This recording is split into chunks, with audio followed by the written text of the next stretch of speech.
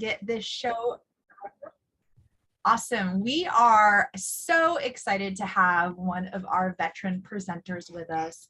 Sarah Owens has been just with us for years, I think almost from the start. And today she is here to talk to us and present to us and engage us in explore, experiment, and excite with science in the preschool classroom. So Sarah, welcome and thank you so much for joining us. Thank you. And thank you for having me again. I am always really excited to come and present. It's our pleasure for sure. So Sarah is a full-time early childhood education instructor at Penn Foster, and she's currently working to complete her master's degree in education. She has experience working in both early childhood settings and special education programs and classrooms. And she really has worked hard to develop her classroom management skills, her lesson plan development, and really honed in on differentiated instruction.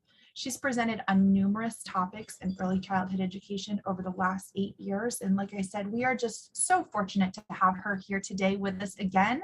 So Sarah Owens, the floor is yours. Thank you again so much for having me this year.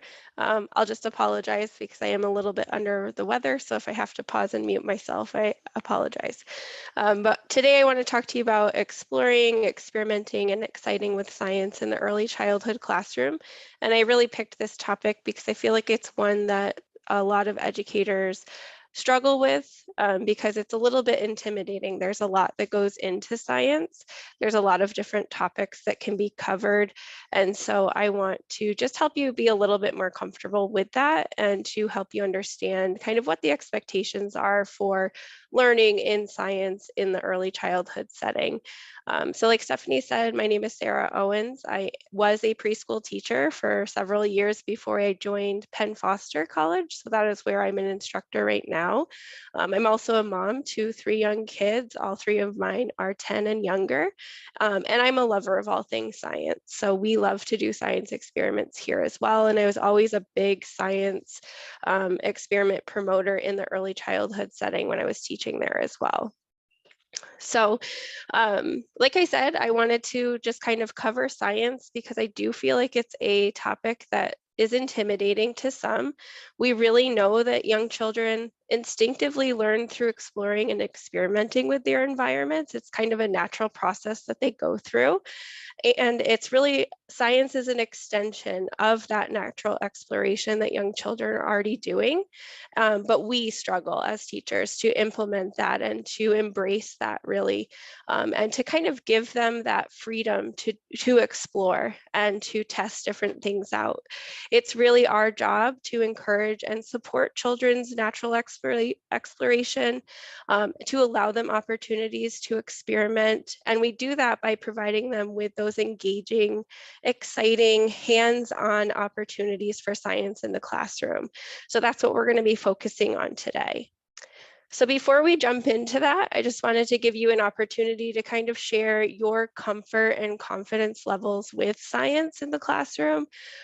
So there's 2 questions here. You can just answer A, B, or C for both. But first, how comfortable and confident are you with implementing science experiments and activities into your classroom? So are you A, very comfortable, B, moderately comfortable, C, not very comfortable at all? And then how much variety do you feel you successfully offer in your science and discovery center within your own classroom if you are in a classroom? So again, A, a lot, B, some, or C, not much. And I'll give everyone just a moment to kind of reflect on that and to answer.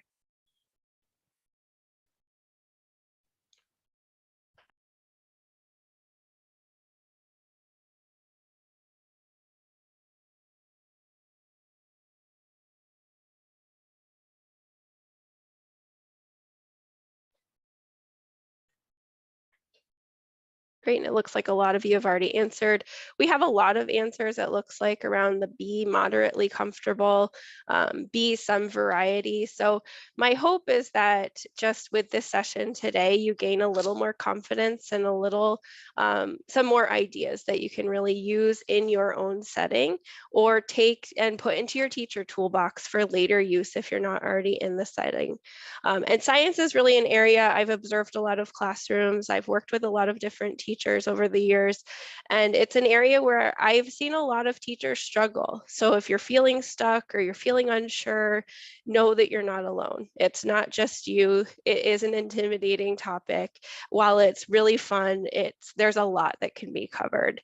So as teachers, we know that it's really important to ensure that our activities, our materials, our lessons are helping to develop or enhance specific skills, right?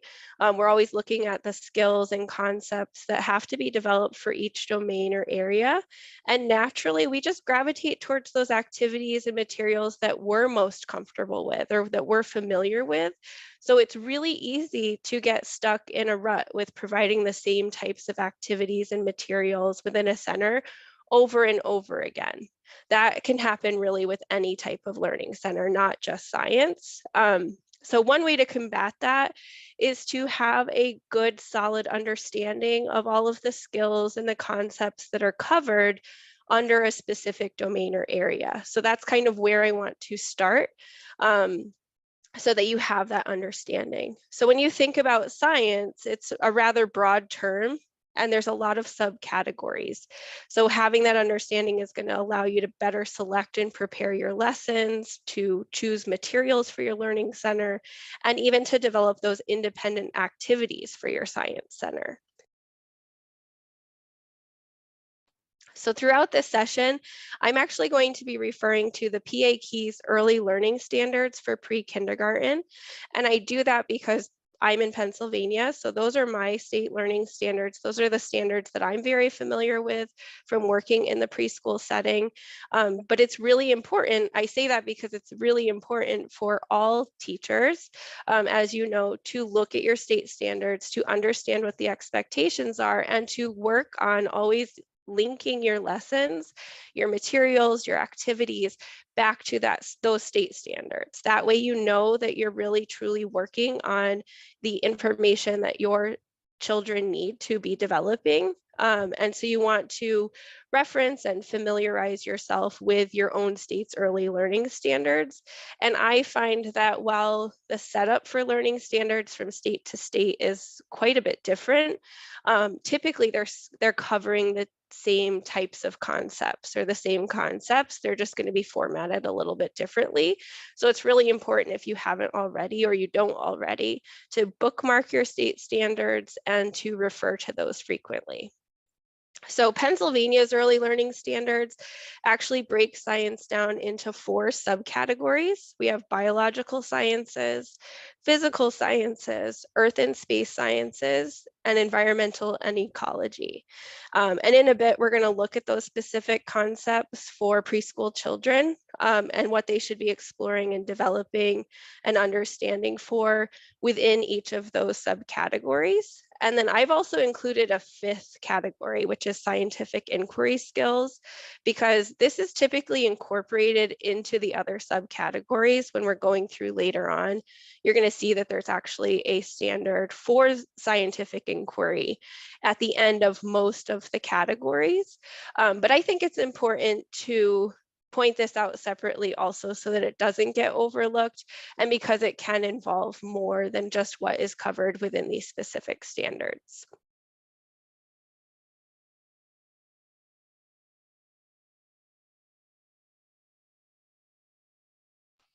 So before we get into the development of your science learning center and looking more closely at those science subcategories, I just want to talk quickly about your role as the teacher in the science process. So as with all lessons or concept development, the goal is never for you to conduct lessons or to conduct an experiment and then just explain to the children what's happening, what's going on.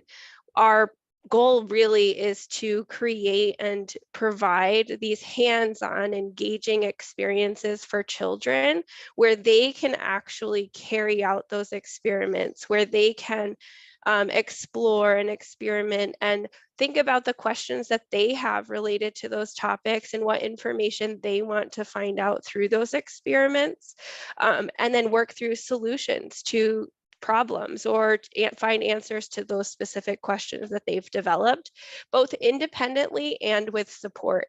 They're not going to be able to explore every single concept independently. You're going to have to help guide them also. So I just wanted to cover what your role will be to support children in their scientific inquiry processes, really.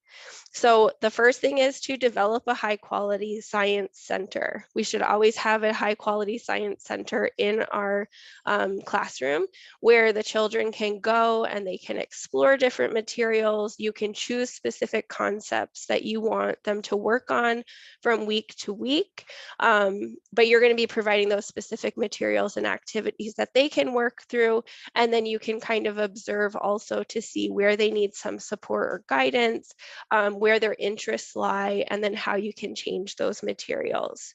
Also, you're going to want to take science outdoors. That's really important. As with any lesson, you can really take everything outdoors, and I highly encourage you to, but you don't want to limit the children, especially with science concepts, to only what's provided in the classroom. There are so many learning opportunities outside of the classroom and in nature that they really, really need to have the opportunity to explore. You're also going to provide a variety of materials that allow for many skills to develop or concepts to be explored. And really importantly is to make sure that you're changing those materials out regularly. You want to gauge the children's interest in those materials and see what materials they're not gravitating towards or not using at all, what their specific interests are. Don't be afraid to change your plans to meet their interest levels, so that they are maintaining that interest and really gaining everything that you'd want them to gain out of that experience. And then also to allow children time and a wide variety of opportunities to explore concepts. Sometimes time can be limiting for us, but really the children should have free time where they can go and explore those concepts and the materials that you've provided, and be able to pose those questions that they have and find those answers. You don't want to limit children to, let's say, 15 to 20 minutes in the Science Center at a time, because they're not going to be able to work through those processes sufficiently. Then also you're going to be planning out some lessons, but also you have to remain open to taking the lead of the children. You don't want to fear that spontaneity. Make sure that you're open to creating spontaneous activities or going with the flow once in a while so that you can follow what the children's interests are. If they find something outside, let's say, and they have a question about that, you want to make sure that you're able to give them the opportunities and the materials to explore that further, and not just brush them off or push it aside.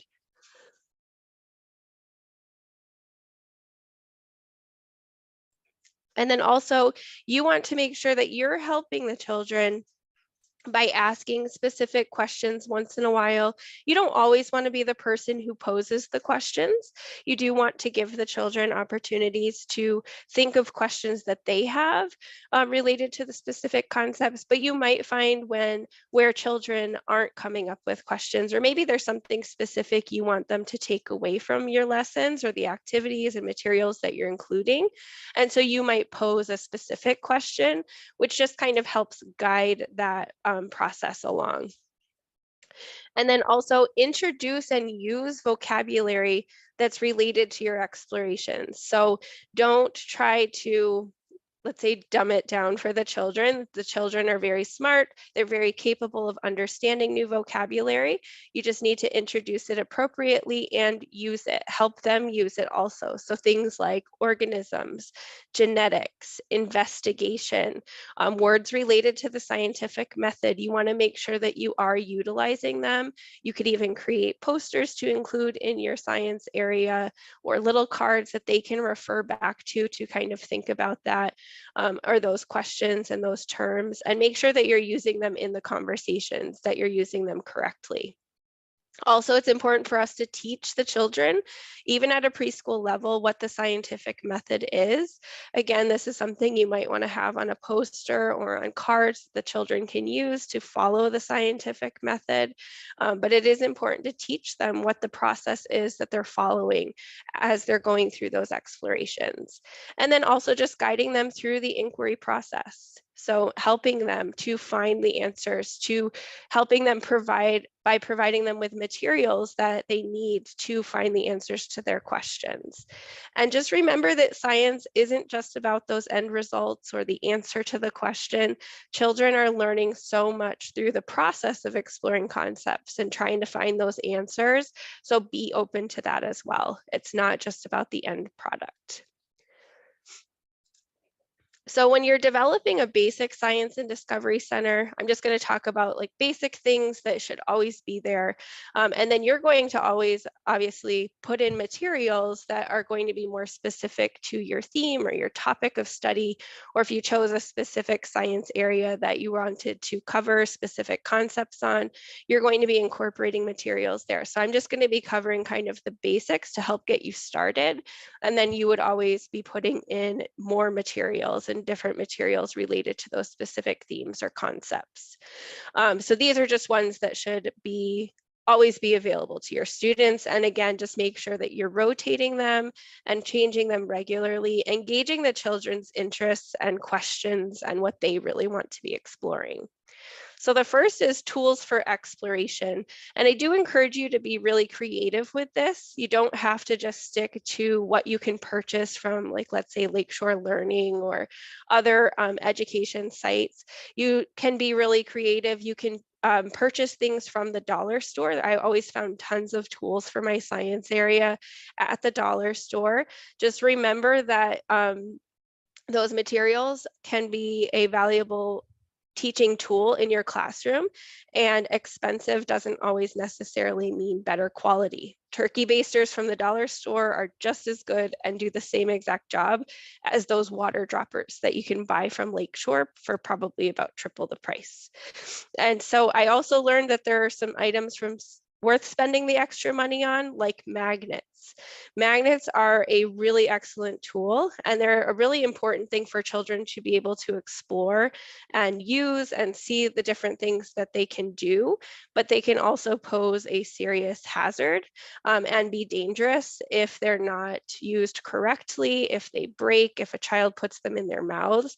And I always found that those higher quality magnetic toys held up a lot better. You still always want to make sure that you're monitoring the children and checking the materials regularly, but those higher quality magnets always held up much better for me than anything I would maybe buy at like Walmart or the dollar store.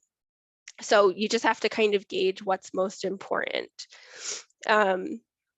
And then also recycling. Recycling is an excellent way to incorporate materials into your learning center. It is part of science concepts as well, reducing waste and teaching the children how to recycle. But you can do a lot of different things with those recycled items, like toilet paper and paper towel tubes can become ramps and tunnels for your science center, where they can explore the different motions of toys and things like that. The second category is living items. And sometimes students and even coworkers cringe a little bit when I say that you should have living items in the classroom. I was always one who had plants. I always had a class pet, and I always wanted the children to be involved in the processes of taking care of those things. And the inclusion of those living items is very important, and it really allows the children to explore the characteristics of living things, which is something we're going to cover soon, and their varying needs. So I'm not saying that you need to go and have a dog or a cat in the classroom, but fish, turtles, small hamsters and guinea pigs, even a rabbit. Rabbits are fairly tame, especially if you handle them regularly. They can all make great classroom pets. You do, of course, have to check for allergies. And then plants are also great living items for a classroom. If you're not feeling adventurous enough to have a classroom pet, definitely incorporate some living plants into your classroom that the children can help you take care of. You could have just regular plants that don't produce any type of flower or fruits or vegetables, or you could have plants that do produce fruits and vegetables, and the children can learn about gardens that provide us with resources. And if you can't have them in the classroom, if you have an area outside even where you could create a garden that the children could help maintain and build up, that's also a great opportunity.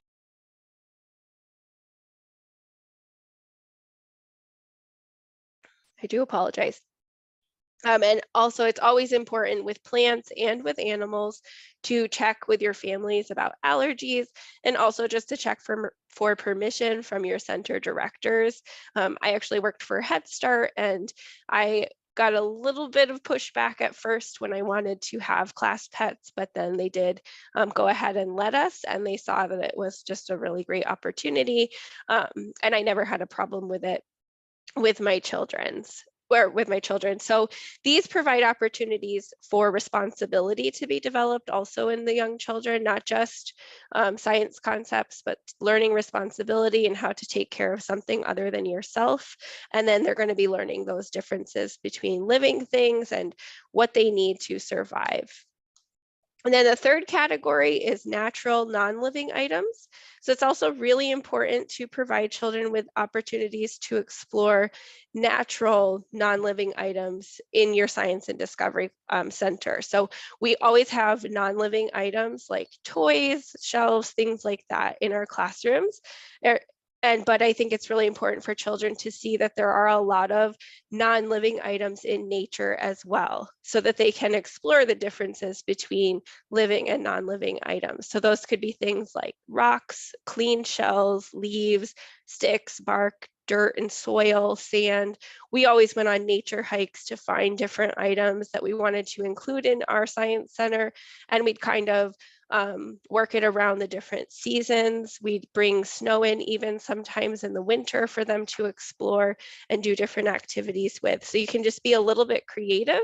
And again, just make sure that you're providing variety and you're using those materials in different ways, that you're not just setting them in the learning center and leaving them be. And you want to just try not to include the same exact items over and over again, obviously, because students will become disinterested. So just as an example, when I was conducting a farm and farmer theme in my own classroom, I used to include things like ears of corn, both fresh and dried, because once they're removed from the plant, they're no longer considered living. Unsnapped green beans, pumpkins, pumpkin seeds, flower seeds, and some other plants related to farming, things that we would source from those farming. And since they are, like I said, no longer connected to the living plant, they are considered natural non-living items. So the children can have that exploration as well. While they were on the plant, they were living. Now that they're not, they're no longer living.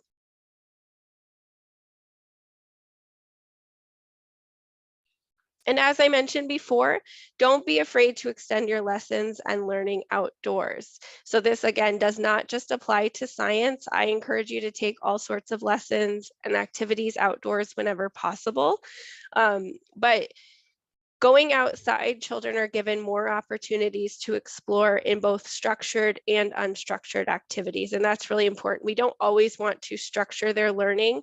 We don't always want to plan every step that's going to happen. When we take them outdoors, it really opens the possibilities. They're going to be naturally just exploring and finding new things that maybe we hadn't thought of. And they're going to be coming up with some questions of their own. So that's always really important and helpful. Also, it can help develop and improve awareness, reasoning, observation skills, concentration, eyesight, sense of wonder, cognitive abilities, problem solving, and it helps reduce stress in young children. I know I see a huge difference in my own children when they've been cooped up inside for too long, especially at the end of the winter, compared to in the spring, summer, fall, when they're able to go outside and explore and kind of exert some of that energy and just be kind of natural in that environment. They're much more pleasant and less stressed and cooperative. So now we're going to start going through the science topics, and I'm going to review just quickly what concepts are learned, and then share a few activities related to each of the standards. So I'm not going to cover every single standard with an activity, but I gave you like 2 to 3 examples for your teacher toolbox related to each science topic. So what you see listed on the right-hand side of my slide is the specific standards from Pennsylvania related to each of these topics. So biological sciences actually includes living and non-living organisms, genetics, and evolution. And I feel like this is one of the topics that's probably a little less complicated to incorporate into your classroom. I feel like we do this a little more naturally, and it might be the topic that we're more drawn to. But I'll just quickly kind of go over what each of these covers for you. So children, when they're looking at living versus non-living organisms, they're going to compare living versus non-living. They're also going to learn about living versus non-living, living items needs, such as food, water, and shelter.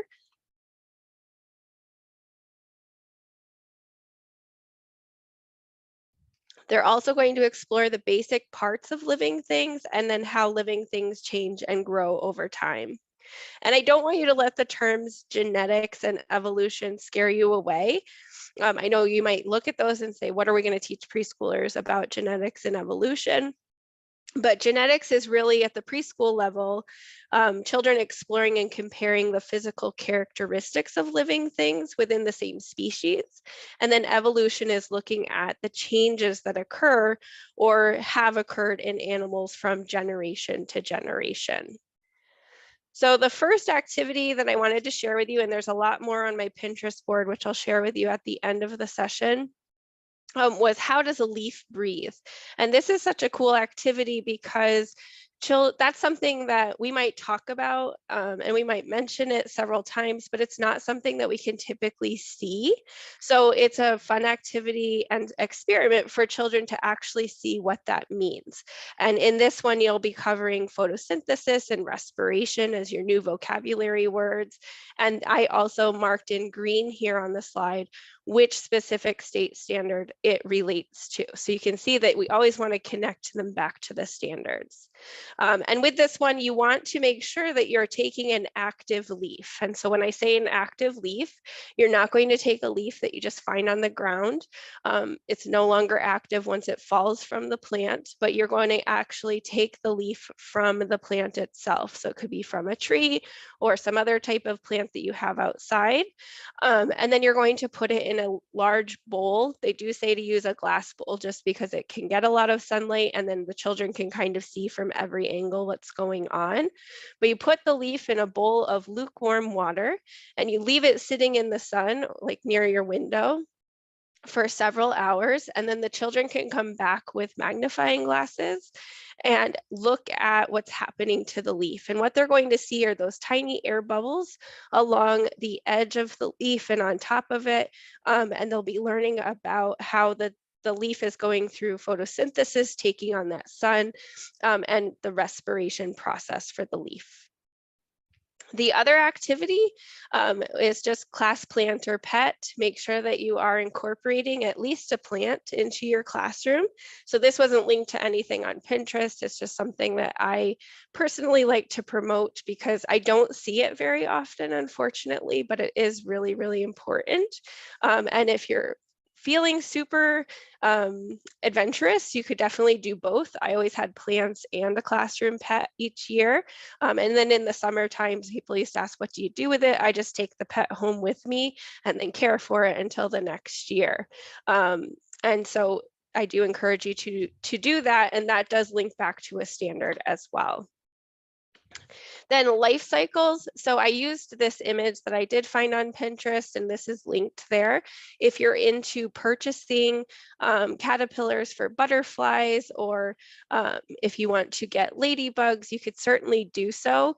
Or if you're more into the natural exploration, you could do things like plant milkweed outside of your center so that butterflies are more likely to lay their eggs there, and then the children can explore the chrysalis as they actually develop develop right on the milkweed, and watch that process actually in nature rather than in the classroom. But watching that process, those life cycles in action, is a really important process as well for our young children. The next section is our physical sciences, which includes chemistry and physics. So at the preschool level, chemistry involves understanding how objects are similar and different and sorting objects by specific terms, which that might feel more like a math concept, but it's also included in science. So sorting by size, shape, color, texture is going to be part of that scientific process for chemistry. In addition, children should develop an understanding that all things are made up of matter and notice changes in matter, such as water in solid and liquid state, or as a gas as well when it steams.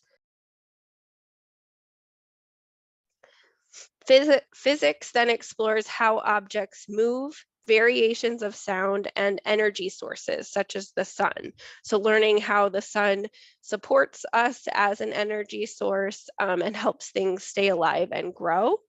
And I think you'll find that it's easiest to develop activities for sorting objects by specific attributes. That's something that we tend to do already fairly frequently.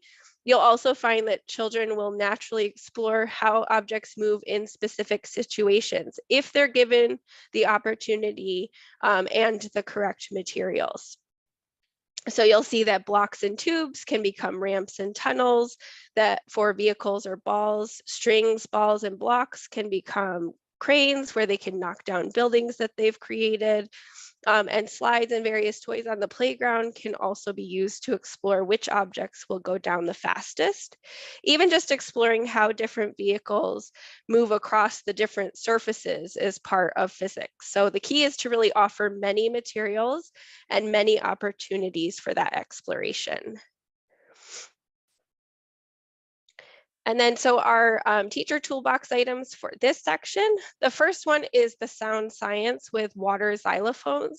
Such an easy activity to implement, and there's so many ways that the children can explore with this. So in this particular post, they used food coloring in the water. You don't necessarily have to do that, but it does make it easier for the children to see the water levels. But you could start by putting the water levels at certain spots, and then the children can explore tapping on the sides of the jars, on the tops of the jars, and kind of exploring what different sounds those make. And then they could even get into changing the water levels to see how does the sound change, how does the tone change as I change the water level or I change where I'm tapping on the glass. Pom-pom drop, I included this because it is part of physics, but also to just show you that these activities don't always have to be something big and elaborate. They don't have to cost you a lot of money. They can be as simple as some cardboard tubes cut into different sizes, some that are whole, some with the tops cut off, and tape. And you want to allow the children to explore the different ways that they could set up these ramps on the wall and how that changes how quickly or in which direction the pom-poms will fall. I actually had a ball ramp set like this that someone had purchased for my own children. And I'll tell you that my boys spend hours recreating the ramps on the wall, but it doesn't have to be something that you purchase. It can be as simple as including tape and cardboard tubes in your center for the children to be able to create those on their own. And then simple machines, I loved this mommyocean.com. She had these great ideas for simple machines for children to explore. And her post actually included, what I liked about it was that it included a lot of different machines that you would want the children to be kind of exploring and creating and seeing how they work. So it includes levers, wheels and axles, pulleys, inclined plane, wedge, and screw. And then just remember to also always use that vocabulary so that the children are understanding what types of machines they're using and how they're actually working. Our next section is Earth and Space Science, which involves Earth structures, processes, and cycles, as well as the origin and evolution of the universe. And I know that sounds like really big and far off for preschool, but what it really involves is exploring and sorting different types of Earth materials like soil, rocks, and sand. They can also work towards understanding different uses for water, so such as drinking, hand washing, washing dishes or clothes, or watering plants. And they can explore the 4 seasons, identifying what they are and their observable characteristics or changes, such as the falling leaves or blooming flowers. And as part of that season's exploration, children will also explore how those changes affect their daily life. So do they need specific types of clothing for different seasons? How does the temperature change? Are there limitations to the activities that they can complete in the different seasons? And when we're looking at the origin and evolution of the universe, I know the first time I read that one, it really threw me for a loop too. But it's really focusing on objects they can identify in the day sky versus the night sky. So like sun and clouds in the daytime, stars and moon at night, and the different types of clouds that they'll see in the sky. So with this one, I think it's important to think outside the box a little bit with these topics. So just as an example, we don't have children at night when we could go outside and look up at the night sky and talk about the stars and the moon. So is there a way that you could recreate the evening sky in your classroom? And then how could you use that to let the children explore the night sky and the different things that they see in it? So a few teacher toolbox ideas, what makes night? And I really chose this one because while the standard is to identify the objects in the night, from that, children are going to develop their own questions. What makes night? How does night come about? And so this is a great activity where they can actually create the earth and stars, and then they can be the sun and mimic the rotation of the earth. And so they'll be able to talk about when the sun is on this side of the earth, it's daytime, but because it's on this side, it's nighttime on the other side of the earth. And if you add the little gold stickers, star stickers to it, they're going to see that in the night, those stars are going to kind of sparkle from the reflection of the sun on the other side.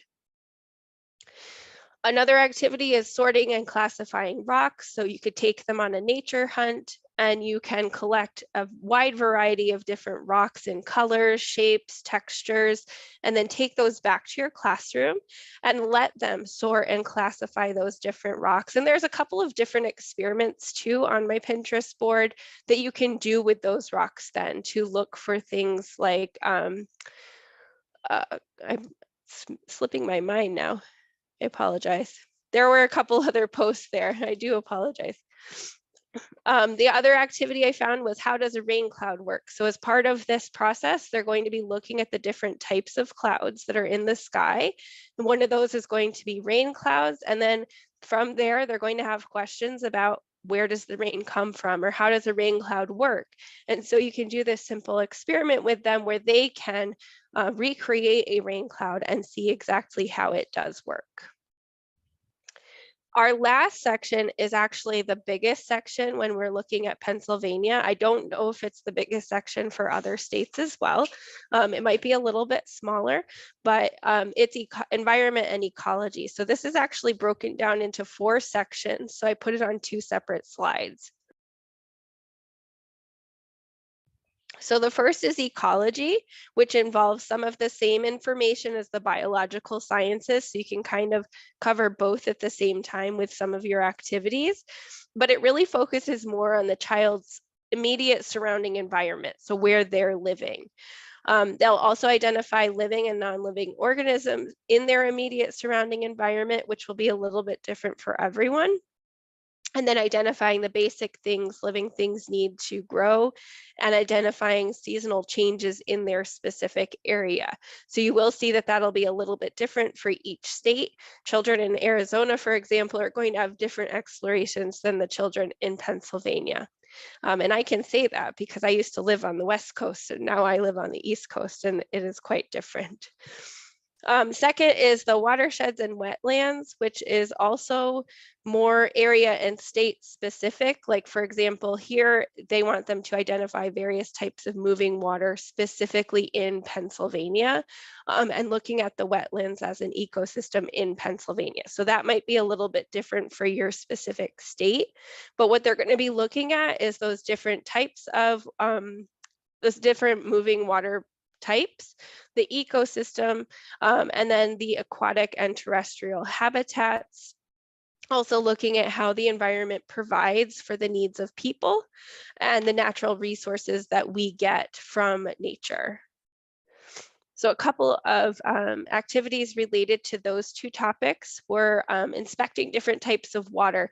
And I found this, which then just kind of stemmed into this activity, is this inspecting pond water. What you could really do, though, to look at a variety of types of water is take different types of water, so maybe from a local lake, from a river, from a pond, from a puddle, and put them in jars so that the children can explore them and look at how they are different, and the differences in them. And then that could also stem into the aquatic and terrestrial habitats, because you might see different organisms within those bodies of water. Another is, why do leaves change colors? So this was a really cool experiment to talk about photosynthesis with the children. And you actually take actual leaves in the fall and crush them up and put them in rubbing alcohol in the jars, and then use coffee filters so that they can see how that color moves up and why the leaves change colors.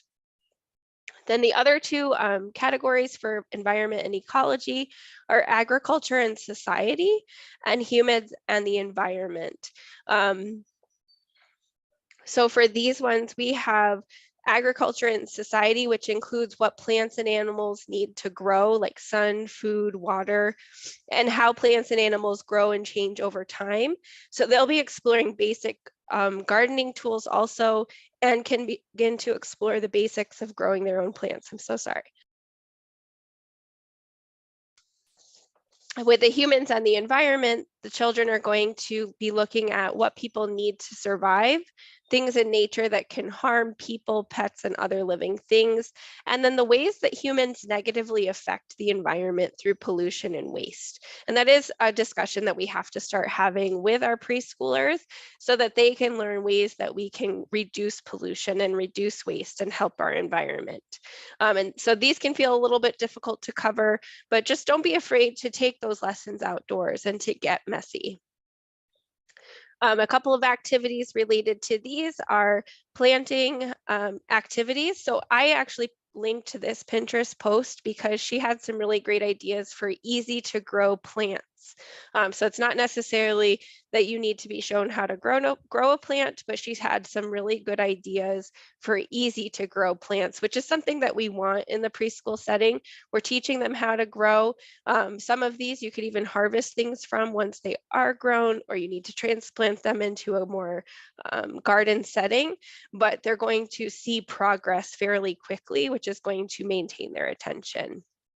This activity also was really great for showing how oceans can be polluted by oil. And so you start with some clean water you could put in your sensory center, put some animals and boats, and then you mix cocoa or coffee grounds with oil. And that acts as the pollutant that they can add to the water, and then they can observe and explore what exactly is happening to the animals and the boats as the water is being polluted. And then lastly is our scientific inquiry skills, which in this area, the children are making meaning from explorations and generating ideas and solutions based on their own observation of the natural and human worlds. Using their five senses. So they have to understand what their five senses are and how they use them. And then also using simple tools to explore solutions to problems or to find answers to questions that they have. And then also learning to communicate those experiences, their observations, their answers and ideas. And they can do that in a variety of ways, through conversations, through representations or drawings, and through their behaviors. So you really want to allow opportunities for children to explore concepts and communicate their findings in a wide variety of ways. You don't want to limit them to only exploring with certain tools or only exploring in a certain area, or only communicating their findings in a specific way. So just a couple of things, like I said, it's important to not only let them use their five senses, but to teach them what the five senses are first. They kind of need that basis if they don't already have it. And we can't assume that all of our preschool children already know what their five senses are. If they weren't previously in a program or weren't in a high quality program, unfortunately, they may not have that background knowledge. So you kind of have to start from the beginning. This sniff and match relay was a really great way to kind of work on the sense of smell. They had to match different scents to the objects. Just a fun way to kind of practice that. Or you could give them a sensory walk. If you go on Pinterest, there are tons and tons of activities for using the five senses and different ways to introduce them and practice using them. And then always don't forget the books.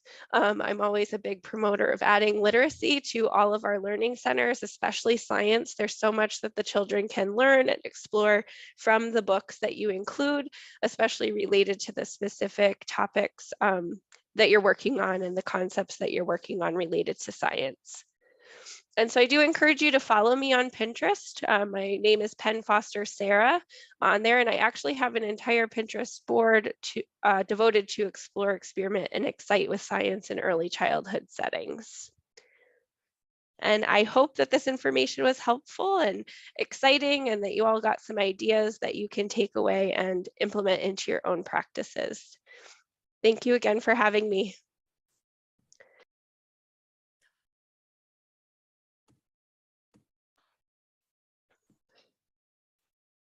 That was scary. I almost ended this entire meeting.